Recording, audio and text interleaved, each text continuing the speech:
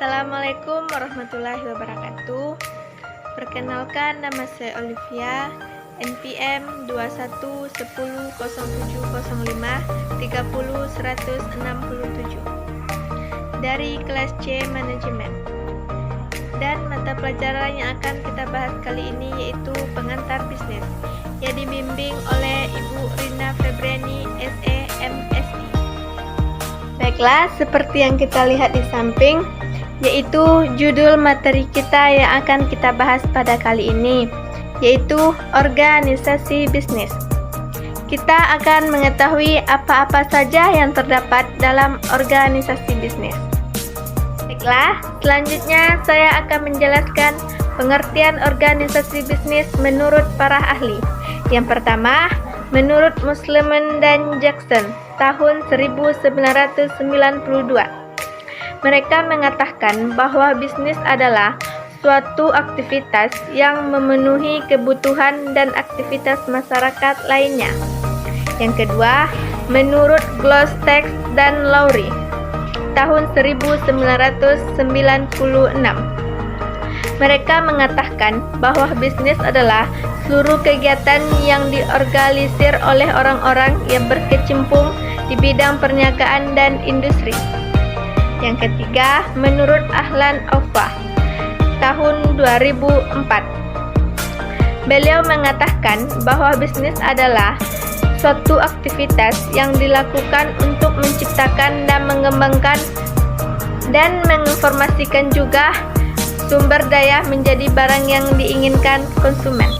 Selanjutnya saya akan menjelaskan 3 jenis organisasi bisnis.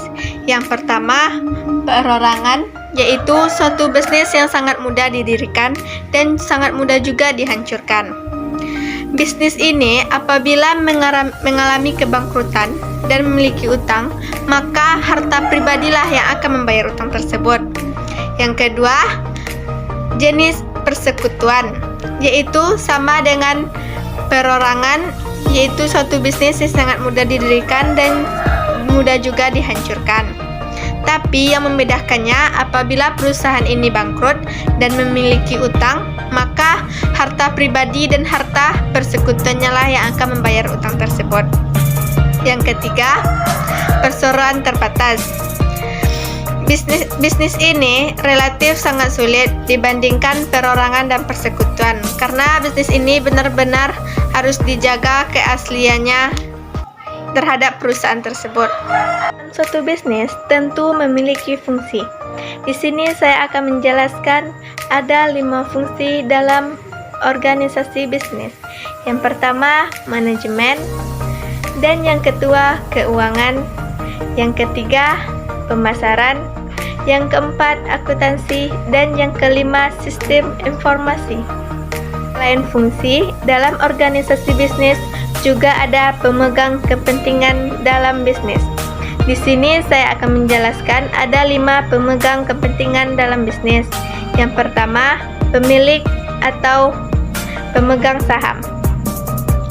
Pemilik atau pemegang saham ini adalah orang yang mengembangkan sampai terkenal dan sampai menghasilkan keuntungan dalam bisnis tersebut. Yang kedua, kreditur, yaitu orang yang mengatur keuangan dan memberikan pinjaman. Yang ketiga, karyawan, orang yang diangkat untuk menyalurkan informasi serta membantu perkembangan dalam suatu bisnis. Yang keempat, pemasok atau supplier, tempat kita mendatangkan barang yang dibutuhkan perusahaan, bisa berbentuk bahan baku atau barang jasa.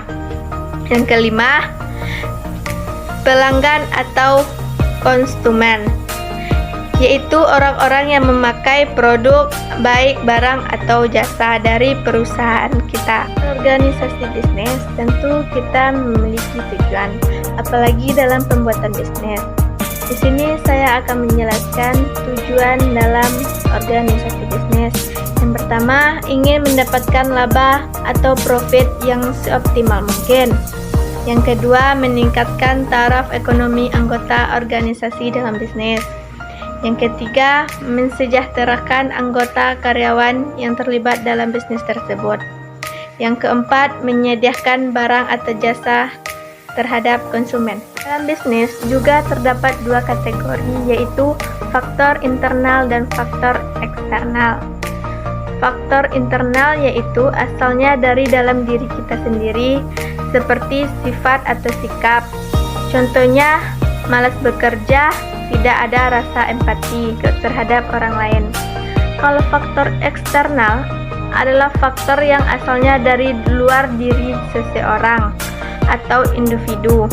Faktor ini meliputi lingkungan sekitar, seperti contohnya faktor alam, faktor kependudukan, dan faktor lokasi.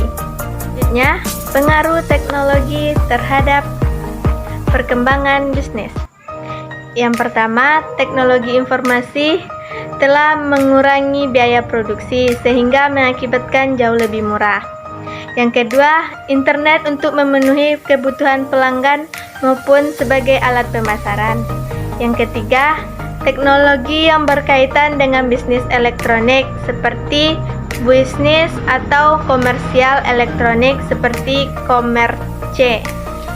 Yang keempat, teknologi terhadap proses produksi atau kegiatan bisnis lainnya dapat berjalan dengan lancar.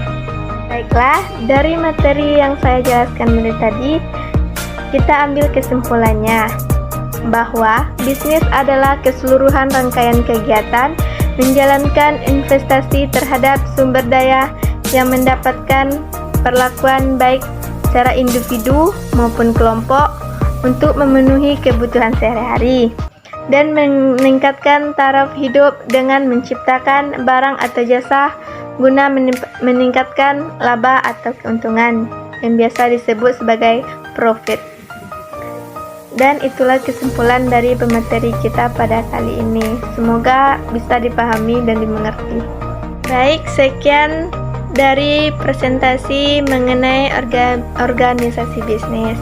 Kalau ada salah dan kata dalam penyampaian materi atau pengucapan, saya mohon maaf. Saya akhiri dengan wabillahi taufiq wal hidayah. Assalamualaikum warahmatullahi wabarakatuh. Terima kasih.